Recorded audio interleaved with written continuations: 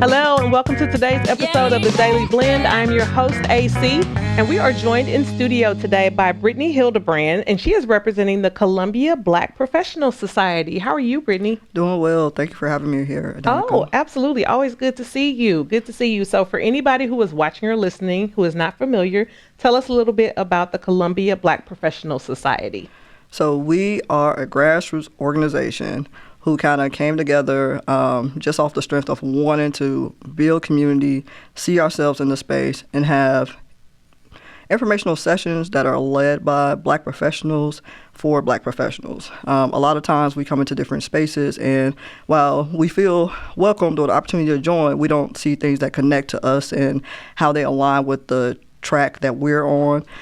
So whether you're at your entry level area of professionalism or you've kind of made it to middle management and beyond, there's a space for you. And just also, Columbia is a small community, and so it's an opportunity just for us to see each other in the space and kind of have that level of camaraderie differently than what we've been had in the past. That's amazing. And how long have you been organized?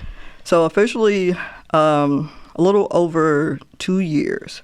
Our first event was actually November 2023, and we launched off at a local coffee shop that's not here anymore, but it was Black owned, and we had upwards of 40 people come from all areas, and really just to kind of take a step back, we really wanted to make sure that it was based off industry conversation. So what type of information would, people in our age bracket or Black people, Black professionals be open to hearing or needing to hearing?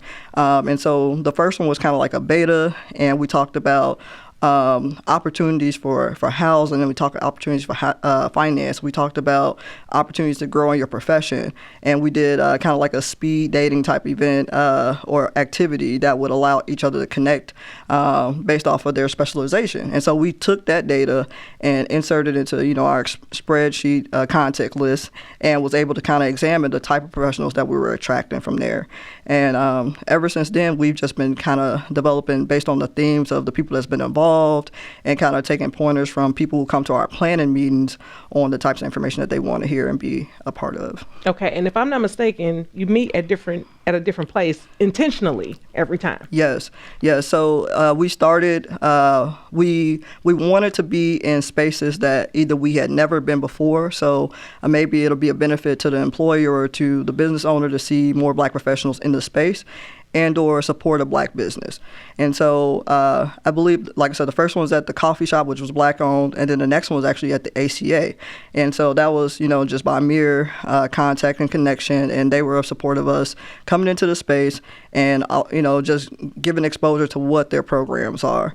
And we talked about finance, we talked about insurance during that time, and even the host of ACA, they were very impressed by the level of information that we were able to provide. And the organizers actually came, so the host organization actually came all the way from New York. Their directors flew from New York to kind of coax us into this information and allow us to share at the highest tier of what's possible.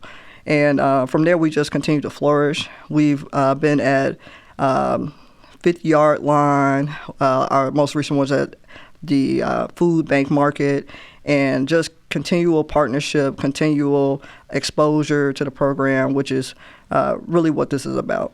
Yeah, and each one has a theme? And each one has a theme. So like I said, this last one was at the food bank market, and it was about mentorship. Prior to that, I'm going to jump a whole year backwards. So a year from this past May when we had our event, it was at the 50-yard line, and it was about the youth advocacy. Mm-hmm. And so we were able to partner with CASA, and we were able to partner with our mental health advocates in the community and bring those two themes together to kind of talk about why we need to be aware of these things in our own practices and our own families, and how that can help progress us in the professional world. Yeah, that's amazing. And I know that the people who came from CASA were so happy to be there and so happy to be able to present, because a lot of times organizations are looking specifically for Black professionals to help in their organizations for various reasons. Sure. And so getting that exposure and getting an opportunity to speak to organizations like that is very important.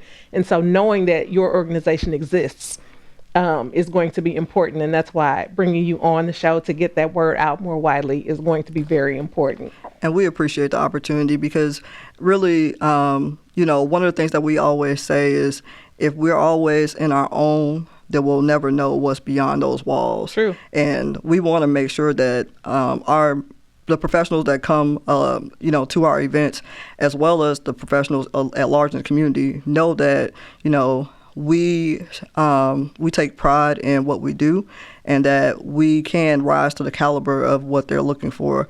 To that same point, that same day when CASA was a part of our event, they actually were able to talk to a young person or young professional and hire them as like a business specialist. Yeah. So that's the level of impact that we're looking to have all the way around.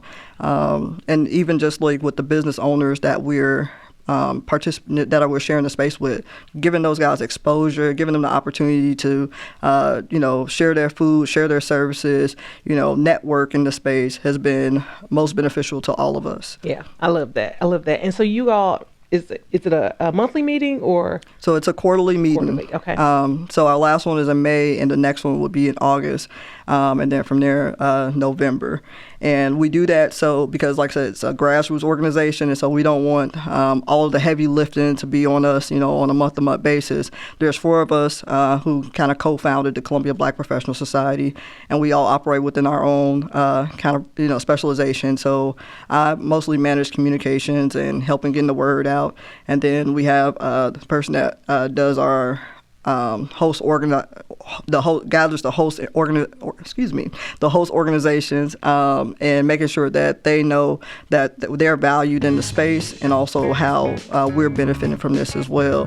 Then we have our raffle prizes. I think the raffle prizes is probably one of the most special things about our organization because that's how we bring in more businesses to get the exposure. So it's not just the caterer, it's not just the building we in, but it's the businesses that are able to donate their pieces, donate their services, and then we can give exposure there. Well, thank you so much, Brittany, for being here. And I know people can find you guys on Facebook. Thank you for being here, Brittany. Absolutely.